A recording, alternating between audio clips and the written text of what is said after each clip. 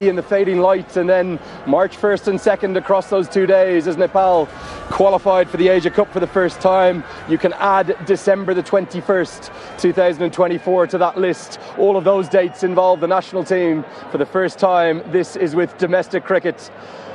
It's been the inaugural Nepal Premier League, and it has been quite simply exceptional. It's exceeded every expectation, and it's a very good afternoon and a warm welcome from me. It's a real honour to be here, and as always, I've got HD Ackerman alongside me. HD, 32 matches, this is the final one. It's been something else. Oh, Lenny, it's absolutely flown by. I can't believe that we've reached finals day, because it has been incredible. Thanks largely to those that have turned up every single day and filled this lovely ground to capacity. It really has been absolutely extraordinary. You think of a first season of franchise cricket.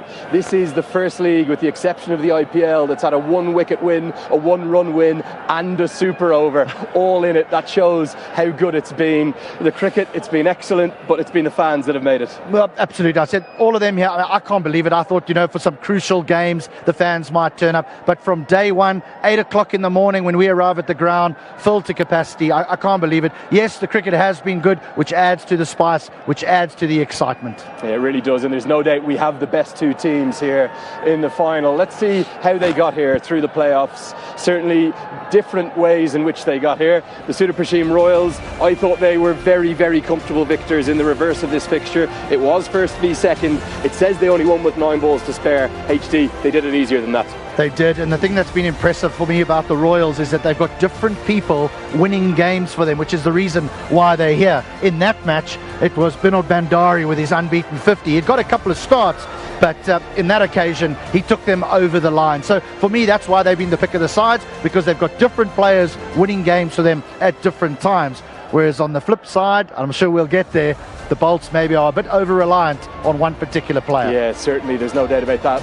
This was the way in which the Bolts squeezed in, barely, to use Ian Smith's words, by the barest of margins. It really doesn't do it justice, a 2-wicket win. They needed 18 runs, I think, when Neesham was denied. In fact, he was 23, wasn't it, when he was dismissed. Without Neesham's innings, they wouldn't be here. No, they wouldn't. When he walked to the wicket, I thought the game was over, and he had to play an innings of real class, which he did. They needed 8, 9 and over. Just before he got out, he had managed to get that net run rate, though that run rate that was required, to under 6. They needed 5 points something to win it from there. Then when he got out, well, what do you call them? The cardiac kids? Panic set in, and it just added to the drama.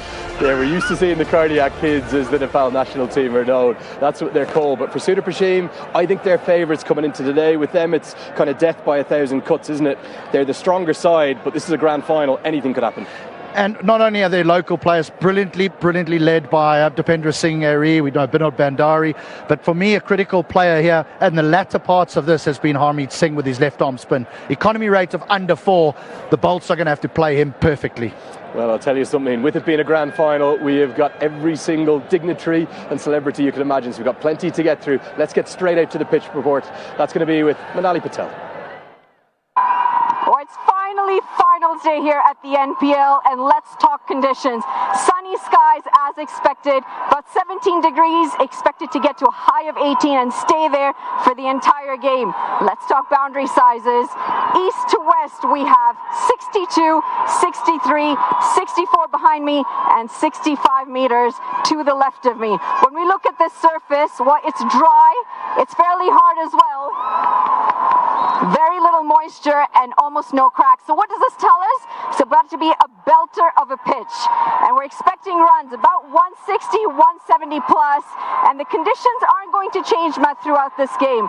So whether you bat first, you bowl first, it should not make a difference as long as you do it right with the bat. The bowlers, well, they got to try and find some wickets here because it really does look like a proper batting track. Yeah, it's been very, very even, the balance between sides winning. Batting first or sides chasing. HD, what's your gut in a grand final? Do you bat first and get the runs on the board? Well, for that reason alone, Lenny, whoever loses the toss, I don't think it's too much of a problem. I'd like to bat first in a final, to be honest, put the runs on the board. This is the best pitch that we've had all competition, pitch number 6. So I am expecting a really good game. And kudos to the curator and his ground staff. I mean, they've done an incredible job considering how much little time they've had between fixtures. Yeah, they've been nothing short of exceptional, the absolute unsung heroes without doubt. Okay, let's get out for the all-important toss. It was Mikhail Vaswani out there for that. Let's see what happened. Namaste Nepal! Final ko josh kasto cha! Tayar huna huncha! We are all set for the toss for the one final time in the Siddhartha Bank, Nepal.